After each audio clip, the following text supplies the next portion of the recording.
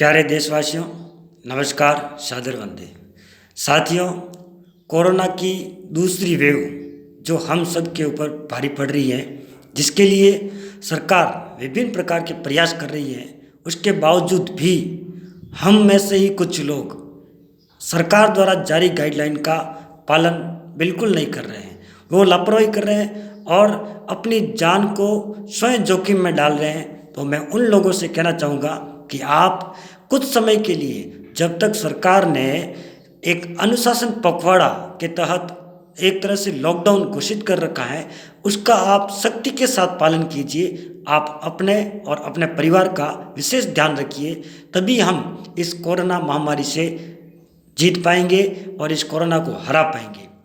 लेकिन इसके बीच में आपको मैं विशेष बात कहना चाहूँगा, जिस तरह से सोशल मीडिया के माध्यम से, समाचारों के माध्यम से और इलेक्ट्रॉनिक मीडिया के माध्यम से हमें ये देखने को मिलता है कि कोरोना के बारे में कितनी भयानक स्थिति बताते हैं। वो इस तरह से वो कोरोना की स्थिति को प्रोजेक्ट करते हैं हमारे सामने कि हमें इतना डर लगता है, इतना हमारे अंदर भय पैदा हो जाता है कि उस वीडियो को, उस समाचारों को देख करके इंसान घर में स्वस्थ बैठा है तो भी वो बीमार हो जाता है।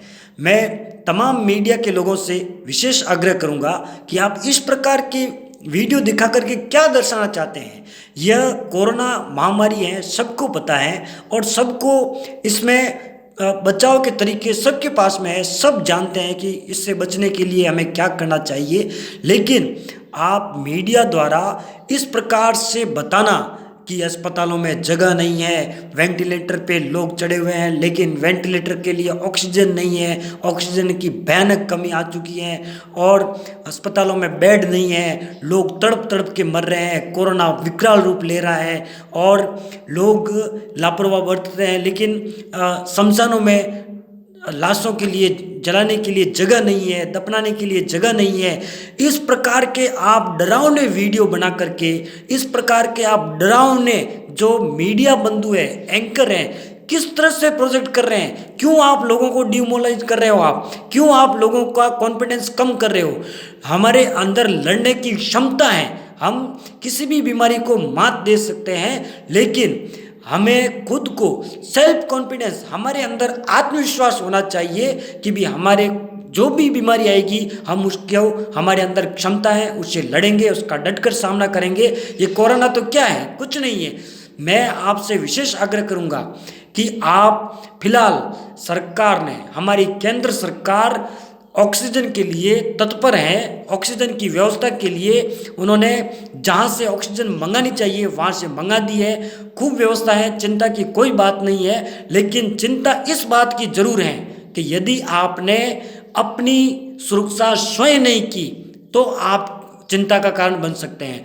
सरकार के लिए इंसान की मृत्यु मात्र एक आंकड़ा है, लेकिन आप अपने परिवार के लिए पूरा विश्व है, ये ध्यान रखना। मैं इस बात पे विशेष जोर दे के कहना चाहूँगा कि किसी की मृत्यु होती है तो सरकार को तो सिर्फ वो आंकड़ों के माध्यम से मालूम पड़ेगा कि इतने आदमी खत्म हो गए, लेकिन जो व्यक्ति जिस घर से मरता है उसके लिए, परिवार के लिए पूरा वो संसार है। इसलिए मैं आपसे विशेष आग्रह कर रहा हूँ कि आप घर से बाहर मत निकलिए और 2 गज की दूरी, मास्क है जरूरी, इसकी पालना कीजिए। सरकार द्वारा जारी गाइडलाइन की जो दिशा निर्देश हमें दे रखे हैं उसकी आप पालना कीजिए। पुलिस प्रशासन का विशेष साथ दीजिए, चिकित्सकों का विशेष साथ दीजिए और घर बैठे देसी जो हम आयुर्वेद के माध्यम से हमारे शरीर में विभिन्न प्रकार की बीमारियों का इलाज करते हैं, तो आयुर्वेद के माध्यम से आप उसका इलाज कीजिए। हमारे स्वजातीय बंधु गुजूगोट समाज के बारे में बात करना चाहूँगा। श्री गौतम सभा जोधपुर द्वारा हाल ही में चिकित्सक, जो व्यक्ति चिकित्सक से संबंधित अपना ध्यान रखते हैं, उनके नंबर गौतम सभा ने वर्चुअल मीटिंग करके उनके नंबर जारी किए हैं। यदि आप घर बैठे उनसे परामर्श लेना चाहते हैं तो उनके नंबर जारी हो रखे हैं। दूसरा, श्री गौतम सभा जोधपुर ने 4 ऑक्सीजन जनरेट मशीन की व्यवस्था कर ली है, उन्होंने मंगवा दी है, बुकिंग कर दी है। आगामी 10 दिनों में ऑक्सीजन जनरेट मशीन हमारी गौतम सभा भवन में उपलब्ध हो जाएगी और समाज के किसी भी व्यक्ति को ऑक्सीजन की कमी की वजह से अपनी जान न गंवानी पड़े, इसके लिए व्यवस्था कर दी गई है। आगामी 10 दिनों में वो व्यवस्था हो जाएगी और ज़रूरतमंद व्यक्ति को उपलब्ध है।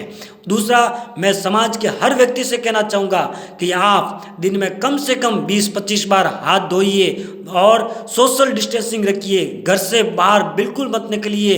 अपने प्रतिष्ठान कुछ दिनों के लिए बंद रख दीजिए। अपने आपका और अपने परिवार का विशेष ध्यान रखिए और यदि हल्का फुल्का बुखार हो तो घर बैठे ट्रीटमेंट करें या जांच जरूर कराएं। उस चिकित्सीय प्रणाली बिना भीड़ भाड़ वाली जगह पे जाकर के दवाई जरूर लेवें और कोरोना से बचने के लिए